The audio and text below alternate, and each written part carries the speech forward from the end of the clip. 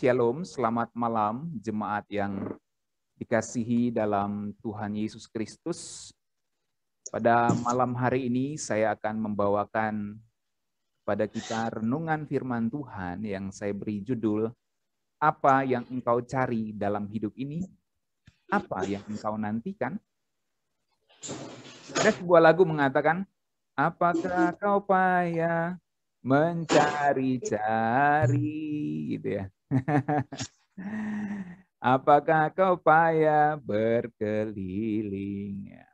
Bawalah sekarang segala susahmu, pada kaki Yesus serahkanlah, dan selanjutnya. Apa yang kita cari dalam hidup ini, saudara-saudara? Apa yang kita nantikan dalam hidup ini? Ada dua pertanyaan penting yang ada di Alkitab, setidaknya dua ini.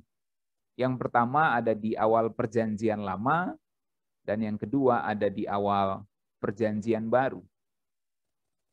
Dalam Kejadian pasal yang ketiga, ayat yang ke-9, waktu Adam dan Hawa jatuh dalam dosa, Tuhan bertanya pertanyaan pertama dalam sejarah manusia. Di manakah engkau? Pertanyaan Tuhan, di manakah engkau, bukan berarti Tuhan nggak tahu Adam ada di mana. Bukan berarti Tuhan nggak tahu lokasinya Adam di mana. Tetapi Tuhan mau bimbing Adam dan Hawa, Tuhan mau tolong mereka dan arahkan mereka. Sebab kita tahu Tuhan itu maha tahu. Masa dia tidak tahu ada di mana si Adam dan Hawa. Jadi ketika Tuhan tanya, itu di mana engkau Adam, Hawa, di mana engkau? Jadi bukan karena Tuhan nggak tahu, tapi Tuhan mau bimbing mereka, Tuhan mau tolong mereka dan arahkan mereka. Maka dengan pertanyaan di manakah engkau, Tuhan mau Adam dan Hawa sadar posisi rohaninya. Saat ini dia ada di mana? Tuhan mau seperti anak yang hilang sadar akan posisinya dan mau mengaku, begitulah Adam seharusnya melakukannya. Dalam Lukas 15 ayat 17 sampai 20, anak yang hilang itu mengakui posisinya. Aku harusnya enggak di sini. Aku harusnya di rumah Bapakku. Dia mulai sadar posisinya salah nih. Aku sudah boroskan harta dari orang tuaku. Aku sudah foya-foya. Harusnya aku enggak di sini. Aku sudah berdosa kepada Bapa. Harusnya aku enggak di sini. Aku harusnya di rumah Bapakku. Aku mau kembali walaupun harus jadi orang upahan. Ini sebuah pengakuan posisi dan pengakuan untuk datang kembali kepada Bapanya dalam kerendahan. Begitulah sebenarnya Allah mau Adam sadar posisinya dan mengakui posisi rohaninya saat itu. Tapi sayang ditanya dia selalu mengelak dan menyalahkan si Hawa. Demikian juga Hawa menyalahkan ular itu. Mereka tidak mau mengakui posisi rohaninya yang sudah salah. Dalam Lukas 19 ayat 10, Tuhan Yesus pernah berkata, sebab anak manusia datang untuk mencari dan menyelamatkan yang hilang. Dari sini kita juga bisa mengerti bahwa ketika Tuhan Yesus katakan anak manusia datang untuk mencari dan menyelamatkan yang hilang, itu berarti Tuhan Yesus itu mau bimbing manusia. Tuhan Yesus mau bimbing kita. Dia mau arahkan kita sebab dia datang untuk mencari dan menyelamatkan yang hilang. Sekarang masalahnya bukan pada Tuhan Yesus.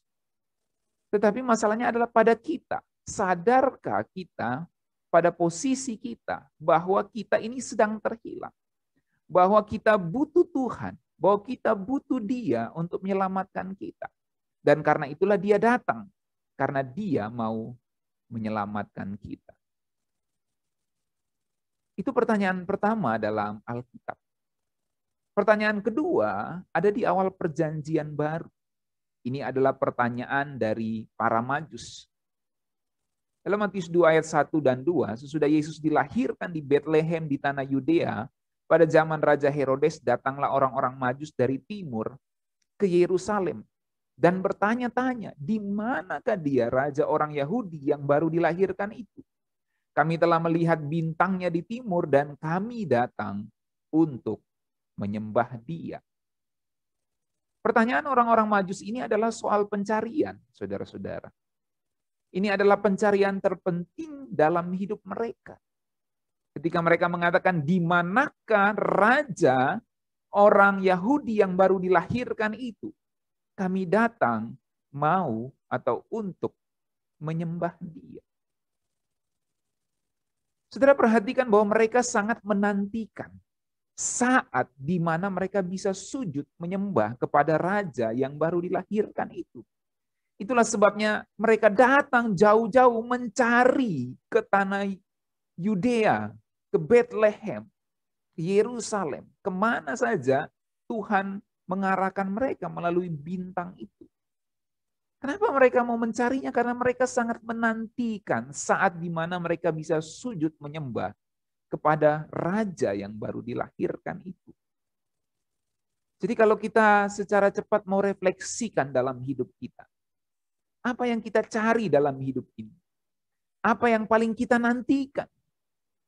Uangkah, pangkatkah, gelarkah, jabatankah, kekayaankah yang paling kita nantikan, yang paling kita cari dalam hidup ini? Popularitas, pengakuan dari orang lain, pernikahan yang bahagia, anak yang berbakti kepada orang tua, rumah yang bagus. Mungkin kalau di media sosial kita mencari like, kita mencari love, kita mencari follower. Kita mencari emotion dari orang.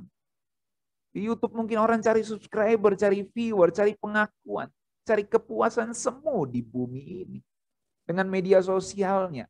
Apa yang kita cari dalam hidup ini, saudara? Apa yang kita nantikan? Ketika kita bekerja, ketika kita mencari uang, ketika kita ingin memperoleh suatu jabatan, apa sebenarnya yang kita cari? Ini perlu kita renungkan bersama-sama. Apa yang paling kita nantikan dalam hidup ini? Kalau kita lihat gambar ini sungguh sangat tragis ya. Orang mengejar uang sampai dia lupa ada kubur di depannya. Orang sibuk mencari uang dalam hidupnya, sibuk dengan pekerjaannya. Sampai dia lupa bahwa dia sudah tiba di akhir hidupnya. Sampai dia nggak sadar, dia nggak tahu hidupnya bisa berakhir kapan saja. Apa yang kita cari dalam hidup ini? Apa yang kita nantikan dalam hidup ini? Harta jelas tidak bisa membeli nyawa kita. Kalau saudara perhatikan lagi gambar ini, dari muda dia mencari uang, dia mengejar uang.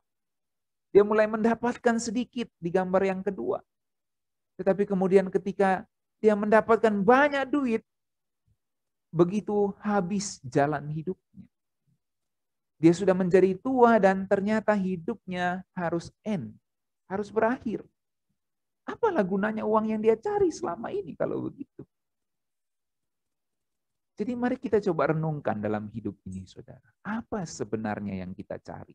Kalau kita masih misalnya kita belum punya rumah, kita bermimpi punya rumah. Setelah punya rumah kita bermimpi punya keluarga yang mungkin lebih baik, punya duit, punya tabungan dan lain-lain. Apa yang kita cari? Di ujung semua itu apa yang kita cari? Kita mungkin belum punya anak, lalu punya anak merasa bahagia. Lalu apa yang kita cari dengan semua itu?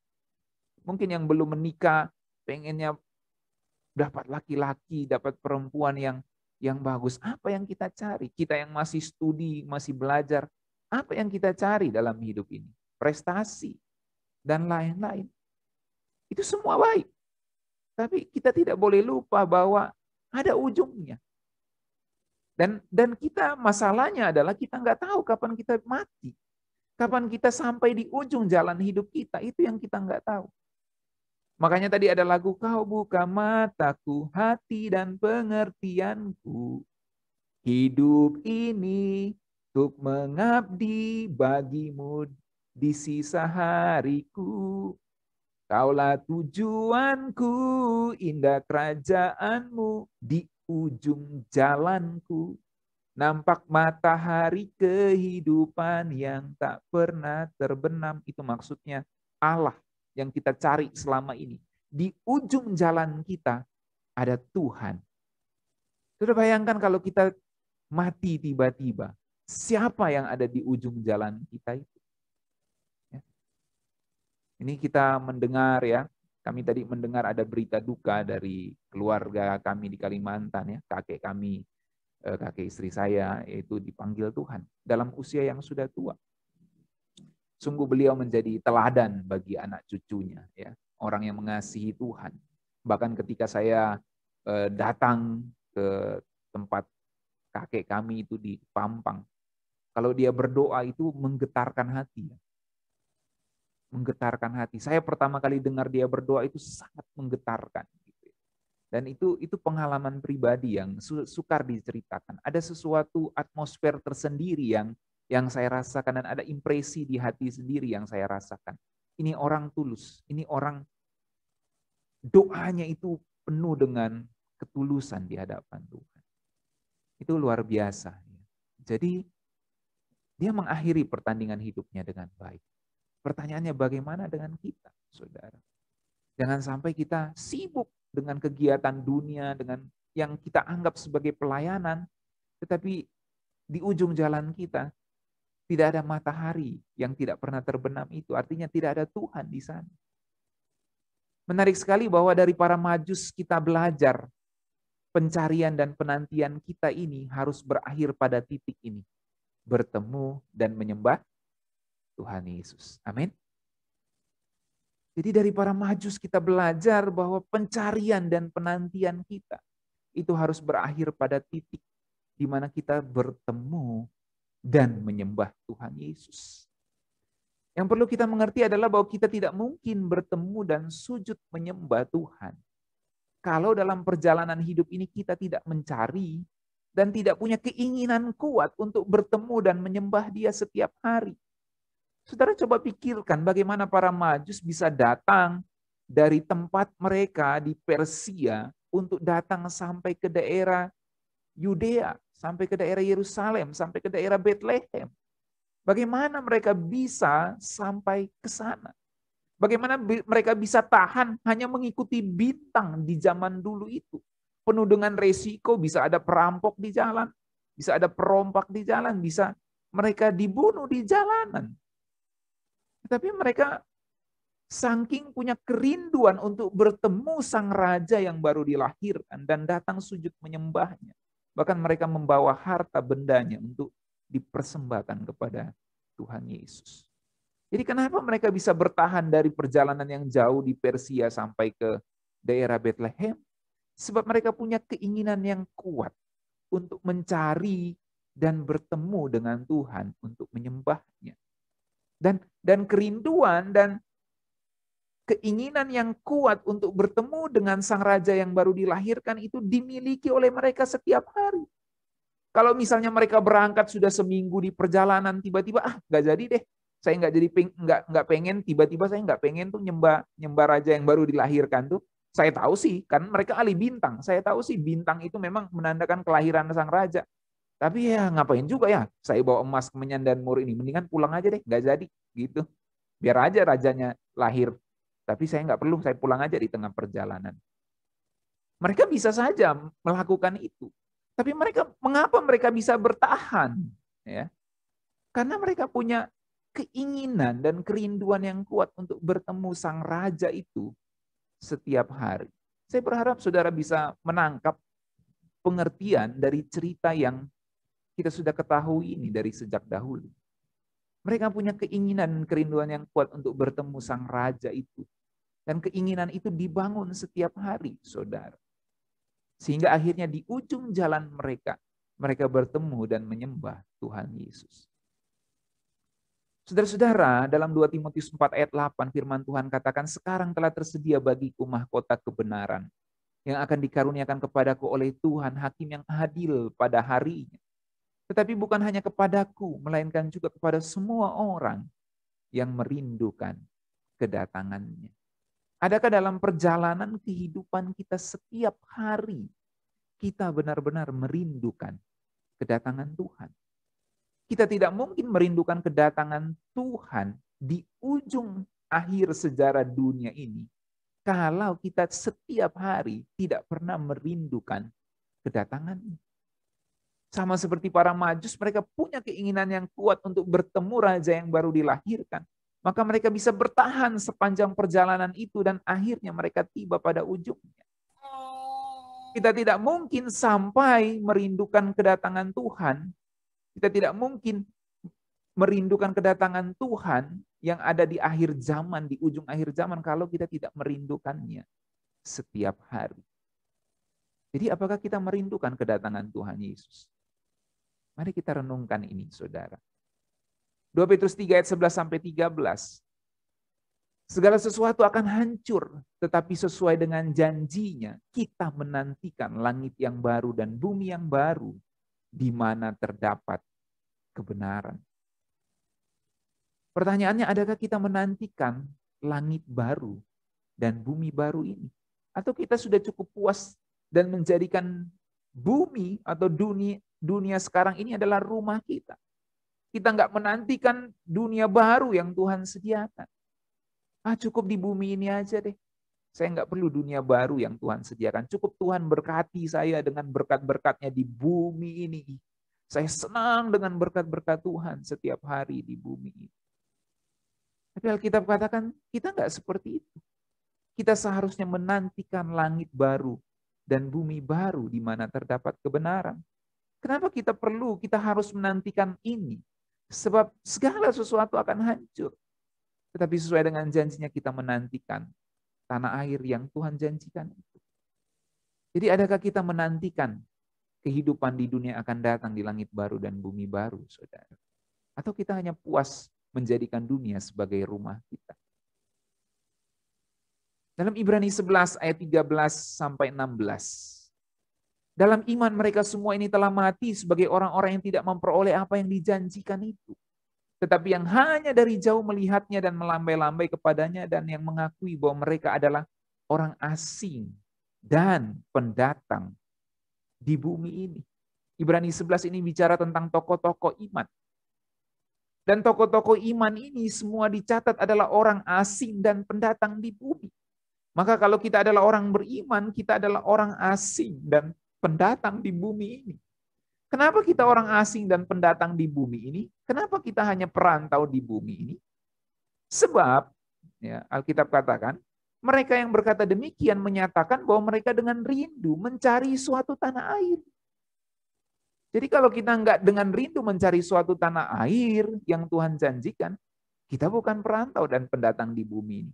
Kita memang orang-orang yang akan tinggal di bumi ini, yang akan jadi lautan api. Lalu ayat 15 disambung. Dan sekiranya kalau dalam hal itu mereka ingat akan tanah asal yang telah mereka tinggalkan, maka mereka cukup mempunyai kesempatan untuk pulang ke situ. Jadi kalau dia sudah pergi melakukan perjalanan lalu ingat tanah asalnya, dan mereka tidak merindukan tanah air yang baru, mereka bisa balik itu. Sama seperti para Majus. Kita dari Persia ini datang ke Bethlehem. Di tengah perjalanan, ngapain cari sang raja, mendingan balik aja. Bawa ulang emas, kemenyan, dan murni. Tapi mereka tidak balik. Para Majus nggak balik. Mereka datang sampai pada akhirnya bertemu dan menyembah Tuhan Yesus. Demikian para tokoh-tokoh iman di Ibrani pasal 11 ini, saudara. Mereka dengan rindu mencari suatu tanah air. Dan sekiranya dalam hal itu mereka ingat akan tanah asal yang telah mereka tinggalkan, maka mereka cukup mempunyai kesempatan untuk pulang ke situ. Tapi faktanya mereka nggak pulang ke situ. Itu sebabnya dalam ayat 16 dikatakan, tetapi sekarang mereka merindukan tanah air yang lebih baik, yaitu satu tanah air surgawi. Sebab itu Allah tidak malu disebut Allah mereka, karena ia telah mempersiapkan sebuah kota bagi mereka. Jadi sama seperti para tokoh iman, adakah kita merindukan tanah air surgawi ini, saudara? Adakah kita merindukan kota Allah ini? Adakah kita merindukan Yerusalem yang baru? Saat ada orang yang meninggal dunia, biasanya kita mencatat sampai bertemu di Yerusalem yang baru. Itu sebuah kalimat yang menyatakan kerinduan kita untuk sampai ke sana, sampai bertemu di sana di Yerusalem yang baru. Itu adalah kota yang Tuhan sediakan untuk orang-orang yang mengasihi Dia. Nah, adakah kita merindukan ini, saudara? Jadi kalau kita merindukan Yerusalem baru, seharusnya kita tidak takut mati, tapi tidak juga cari mati yang konyol. Kerinduan akan kedatangan Tuhan dan tanah air sorgawi akan terus ada kalau kita merindukan Tuhan setiap hari. Amin. Itu sebabnya saya mau closing dengan Mazmur 63 ayat 1 sampai yang kelima. Mazmur Daud ketika ia ada di padang gurun Yehuda. Ya Allah, Engkaulah Allahku. Aku mencari Engkau. Jiwaku haus kepadamu. Tubuhku rindu kepadamu. Seperti tanah yang kering dan tandus tiada berair. Demikianlah aku memandang kepadamu di tempat kudus. Sambil melihat kekuatanmu dan kemuliaanmu. Sebab kasih setiamu lebih baik daripada hidup. Bibirku akan memegahkan Engkau. Demikian aku memuji Engkau seumur hidupku dan menaikkan tanganku demi namamu. Ini adalah sebuah kerinduan dari pemazmur. Dia rindu akan Allah. Bahkan digambarkan jiwanya haus kepada Allah. Tubuhnya rindu kepada Allah. Seperti tanah yang kering, yang tandus tiada berair. Artinya rindu banget. Rindu yang ekstrim. Itu maksudnya, saudara. Rindu banget. Rindu yang ekstrim. Rindu yang radikal kepada Allah. Jadi kalau kita terus membangun kerinduan kepada Tuhan, kedatangannya, dan kota yang dijanjikannya, kita akan lebih berserah kepadanya dan hidup berbuah. Ini yang menarik, saudara. Kalau kita terus membangun kerinduan kepada Tuhan, kedatangan Tuhan, jadi rindu pribadinya Tuhan, rindu kedatangan Tuhan yang kedua kali, dan merindukan kota, tanah air sorgawi, kota yang Allah janjikannya itu Yerusalem baru itu. Kalau kita merindukan kota yang dijanjikannya itu, kita akan lebih berserah kepadanya. Dan kita akan hidup lebih berbuah lagi. Berbuah artinya menghasilkan sesuatu yang dapat dinikmati oleh orang lain. Oleh sebab itu kalau kita menjadi orang yang merindukan Tuhan, kita nggak jadi orang yang aneh, yang nggak bisa memberkati orang lain. Kalau kita merindukan pribadi Tuhan setiap hari, merindukan kedatangannya yang kedua kali, dan merindukan kota yang dijanjikannya itu, kita akan jadi orang yang menghasilkan buah dalam hidup kita dan membuat kita lebih berserah kepada Tuhan. Seperti sebuah lagu, Oh Yerusalem, kota mulia, hatiku rindu ke sana. Tak lama lagi Tuhanku datanglah, bawa saya masuk sana. Tak lama lagi Tuhanku datanglah, bawa saya masuk sana. Benarkah kita merindukan kota yang dijanjikan Allah ini? Jadi, saudara-saudara, kalau kita merindukan Tuhan, kedatangannya dan kota yang dijanjikannya, kita akan jadi orang yang lebih berserah kepada Tuhan dan hidup lebih berbuah lagi. Itulah yang dimaksud Rasul Paulus ketika dia mengatakan ini. Karena bagiku hidup adalah Kristus dan mati adalah keuntungan. Amin. Hidup adalah Kristus, mati keuntungan. Ini sebuah keberserahan. Ya kalau hidup aku untuk Tuhan, kalau mati ya keuntungan. Itu sebuah penyerahan, saudara, kepada Tuhan. Tetapi bukan hanya membuat kita jadi lebih berserah, tapi jadi lebih berbuah. Sehingga Rasul Paulus katakan, tetapi jika aku harus hidup di dunia ini itu berarti bagiku bekerja memberi buah. Filipi 1 ayat 21 sampai 22. Semoga firman Tuhan ini memberkati kita sekalian. Apa yang kita cari? Apa yang paling kita rindukan di dalam hidup ini? Mari kita merindukan Tuhan, mencari Tuhan, merindukan kedatangannya dan kota yang dijanjikannya. Dan pastikan di ujung jalan hidup kita ada Tuhan yang kita temui, di mana kita bisa sujud menyembah Dia, kita memeluk Dia, kita bertemu Dia, dan tinggal bersama Dia selama-lamanya. Adakah kita merindukan ini? Tuhan Yesus memberkati kita sekalian. Mari kita berdoa. Bapa di sorga, kami berterima kasih untuk kesempatan pada malam hari ini. Kami boleh merenungkan kebenaran firman-Mu. Tuhan, ajar kami untuk merindukan Tuhan setiap hari. Ajar kami untuk menyadari Tuhan bisa datang kapan saja. Hidup kami bisa berakhir kapan saja. Ajar kami untuk mengerti, untuk memahami, untuk mempunyai kerinduan, untuk memastikan bahwa di ujung jalan hidup kami ada Tuhan Yesus yang menyambut kami. Karena kami sungguh-sungguh merindukan Tuhan, kedatangan Tuhan, dan kota mulia yang Tuhan janjikan. Bapa, terima kasih untuk refleksi firman pada malam hari ini. Hamba berdoa Engkau berbicara kepada kami semua di dalam hati kami masing-masing. Dalam perspektif kami masing-masing mendengar firman Tuhan ini. Berbicaralah Engkau kepada kami sesuai dengan porsi yang Tuhan mau. Spesifikasi yang Tuhan mau pada setiap kami.